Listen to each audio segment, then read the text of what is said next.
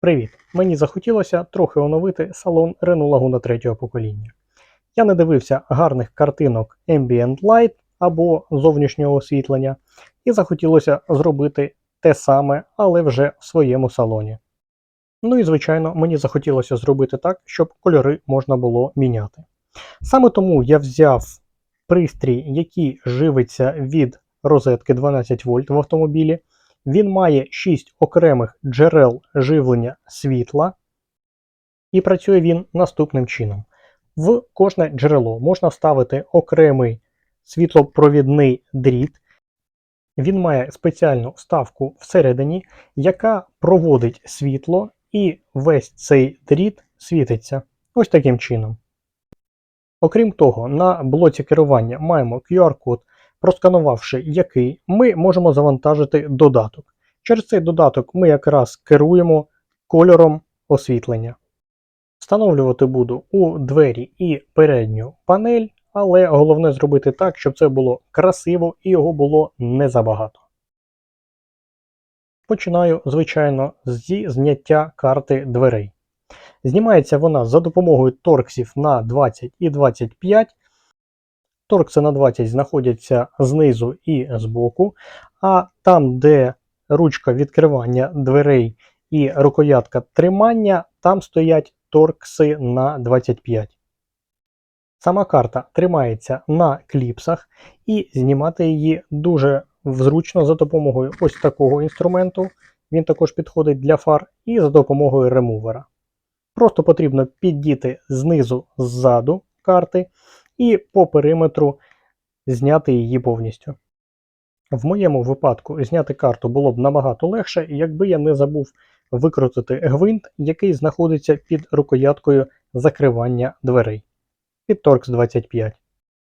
Далі потрібно від'єднати ручку відкривання дверей, також освітлення і блок керування. Карти зняті. Всередині лежить монетка.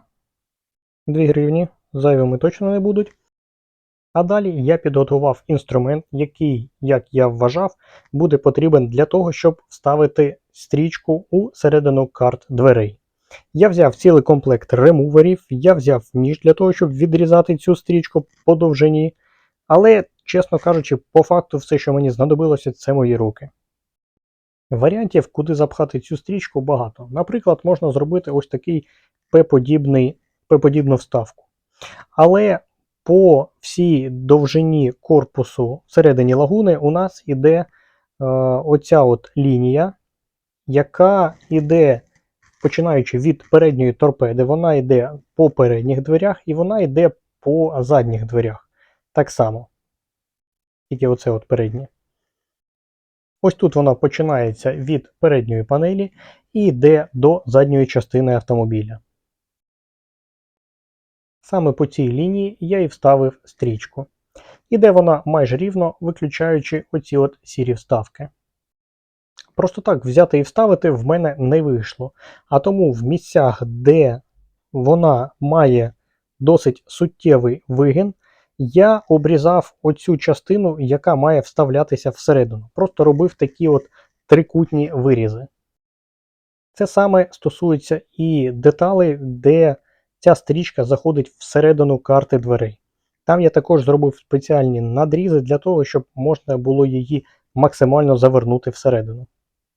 Ну і в передніх дверях по тій самій лінії я вставив цю стрічку. Єдине що, там де стрічка проходить під ручкою закривання дверей, я залишив виключно світлопровідну трубку. Ось в цьому місці. А далі просто вставив у отвір між панелями і зробив такі самі вирізи трикутні для того, щоб краще згиналася ця стрічка. Ну а ту частину стрічки, яка входить у джерело світу, я обрізав так, щоб вона мала виключно світлопровідний елемент. А далі починається найцікавіше. Мені довелося провести всю проводку від центральної консолі під сидінням водія і переднього пасажира у двері. Причому це потрібно було зробити під обшивкою так, щоб це не було видно. І основною проблемою тут стало те, що у дверях і у корпусі автомобіля немає зайвих отворів для того, щоб цей дріт провести. Є водозахисний блок, який від'єднується, і більше нічого. Тому зробити цей дріт непомітним, на жаль, не вийде. Це можна було б зробити, якби я взяв окремі блоки живлення, але б тоді вони мали тільки один колір. А мені хотілося зробити так, щоб кольори можна було міняти. Я навіть думав про те, щоб зробити 3 додаткових контакти у цьому блоці, але, на жаль, так просто це не зробити. Тому дроти буде видно, як я вже і казав. Щоб провести світло у центральну панель, мені довелося зняти ось цю накладку, де знаходяться кнопки круїз-контролю і рычаг перемикання передач. Між підлокітником і консоллю є кілька отворів, в які дуже добре влазить дріт живлення якраз для цієї коробочки управління підсвіткою. Ну, а якби отворів не було, я б просто просвердлив би їх. До речі, досить зручно мати кілька запасних розеток, особливо у підлокітнику. Кнопка є, дріт проведений, залишилося вставити коробку всередину, а далі провести всі ці дроти 2 наперед, справа і зліва, щоб була підсвітка на центральній панелі. Ну і ще по 2 вправо і вліво у кожну з дверей. Відкрутивши 2 болти у задній частині тунелю, я його припідняв і вивів дроти вправо і вліво. Сховав я їх під сидінням водія і під сидінням переднього пасажира, і дріт, який має йти у передні двері, я сховав під порогом пластиковим, і його частину ти зараз можеш бачити.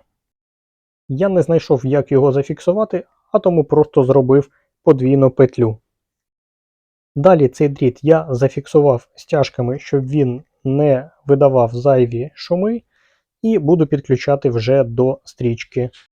Не забудь залишити частину стрічки в запасі, щоб можна було в будь-який момент її обрізати тієї довжини, яка тобі потрібна. Щоб провести дріт до задніх дверей, довелося трохи розібрати обшивку салону. Верхня бокова панель знизу тримається на фіксаторах, і її просто потрібно відірвати знизу і підняти догори. Оця чорна нижня виймається просто догори за допомогою фізичної сили. І все. Сказати легше, ніж зробити. Оцією лівою я займався десь хвилин 5.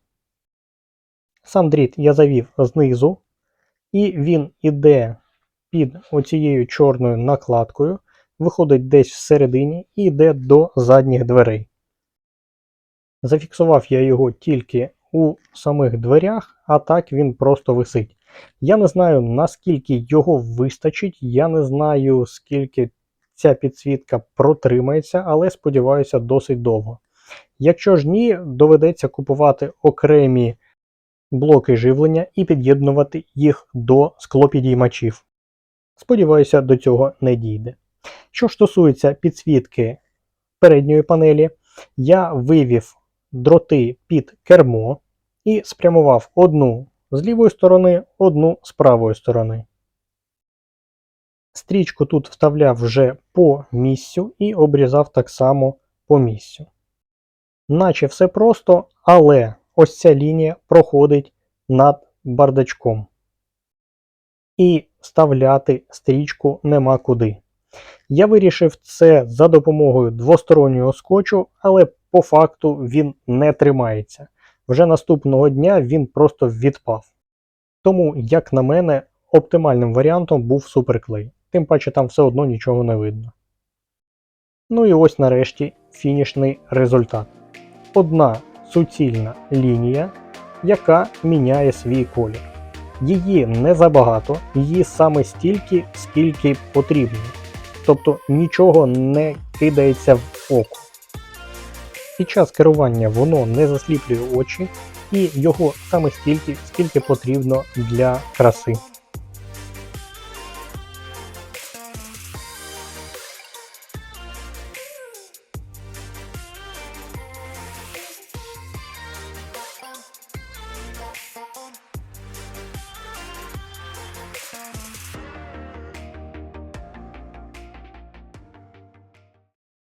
Ну а для тих, хто не хоче заморачуватися із дротами і з проводкою, є ось такий варіант. Взяв я його буквально за кілька доларів на eBay, він так само міняє кольори, його можна встановити, наприклад, під сидіння десь у ноги, як водія, так і пасажирів.